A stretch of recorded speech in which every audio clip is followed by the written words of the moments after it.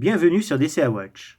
Avant de commencer la vidéo, je voulais dire que j'ai dû m'absenter pour m'occuper de l'hospitalisation d'un proche. Et dans ce genre de situation, l'avantage d'avoir un portefeuille à dividendes, c'est que je ne suis pas obligé d'avoir les yeux rivés sur mon écran pour suivre les soubresauts de la bourse. Et le plus fascinant, c'est une fois que c'est mis en place, ça tourne tout seul. Enfin bref, commençons la vidéo. Comme on peut le voir, le SP500 vole de sommet en sommet. En effet, la tendance est positive depuis le mois de novembre. Et le cours pourrait revenir s'appuyer sur son EMA 13 à 4840 points sans remettre en cause le mouvement haussier. Mais si on affiche les volumes de transactions, on observe une diminution progressive, ce qui fragilise la tendance. En cas de repli, le volume profile indique la zone des 4600 points sur laquelle le cours pourrait revenir s'appuyer. Mais pour l'instant, on ne voit aucun signe de retournement. Le CAC 40, qui était en retard par rapport aux autres marchés, se réveille enfin et suit le mouvement haussier.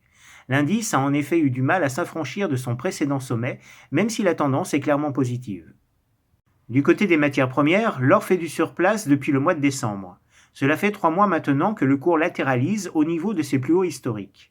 Cette consolidation du métal précieux est confirmée par le MACD qui affiche un retournement de tendance à la baisse, mais sans prise de bénéfice, car le cours se maintient au-dessus de son EMA 13. Regardons maintenant le VIX, l'indice de la peur.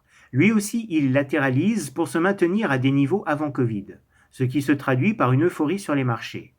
Pourtant, le MACD affiche un retournement de tendance à la hausse et le cours flirte au-dessus de son EMA 13, ce qui indique tout de même les premières fêlures dans cette forte hausse des marchés actions. Traçons une oblique depuis les précédents sommets.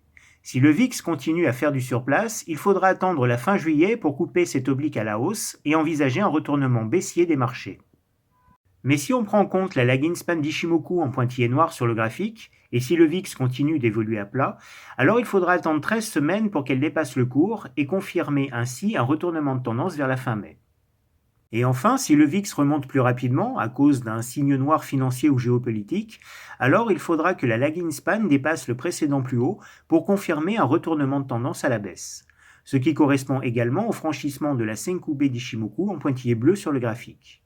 En tout cas, voilà à mes yeux ce qu'il faut suivre pour détecter ce que sera le top et l'inversion du marché actuel. De leur côté, les obligations américaines à 10 ans baissent légèrement depuis quelques semaines, ce qui indique une moindre anticipation sur la baisse des taux à long terme. La tendance est toujours positive, mais le cours est passé juste au-dessous de son EMA 13, ce qui marque une certaine fragilité. Et ça l'empêche aussi de s'approcher de la Senkubei d'Ishimoku. Il faudrait qu'on la franchisse à la hausse pour confirmer la baisse des taux. Et on termine par la comparaison des différentes classes d'actifs pour voir où les capitaux ont été investis depuis la remontée des taux de la Fed en 2022. On voit la très belle remontée des marchés actions depuis bientôt un an, mais les autres actifs consolident depuis le début de l'année, rejoints maintenant par le dollar, ce qui indique une légère préférence pour les actifs risqués. Donc pour conclure, tous les indicateurs sont dans le vert, même si les volumes faiblissent un peu, et une moindre anticipation de la baisse des taux fait consolider l'immobilier et les obligations, deux secteurs très sensibles aux taux d'intérêt. Et de son côté, l'or se maintient au-dessus des 2000 $. Donc pour l'instant, il faut se laisser porter par la vague haussière des actions tant qu'on ne voit pas de signal de retournement. Voilà pour cette semaine. Sur ce, bon investissement à tous.